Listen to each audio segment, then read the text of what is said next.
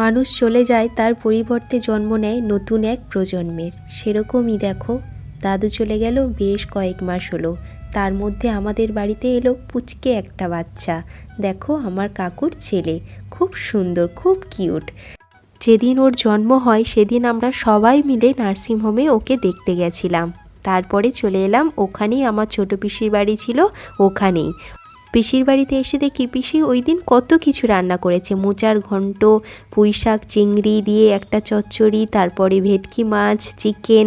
আমরা পেট ভরে সবাই খেলাম। তারপরে কাকিমার সাথে দেখা করে আবার পিসির বাড়িতে চলে এলাম। তারপরে দেখো, ঈশান এখানে বসে পড়েছে। আমরা সবাই মিলে খুব আনন্দে, যেহেতু একটা নতুন বাচ্চা এসেছে, আনন্দ করে সবাই মিলে গল্প করছি। আর পিসি পাঁপড় ভেজে দিয়েছে, আমরা সবাই মিলে খাচ্ছি। এর পরের ব্লগ খুব তাড়াতাড়ি আসবে। তোমরা আমার চ্যানেলটাকে সাবস্ক্রাইব করে রেখো। দেখা হচ্ছে পরে, টাটা।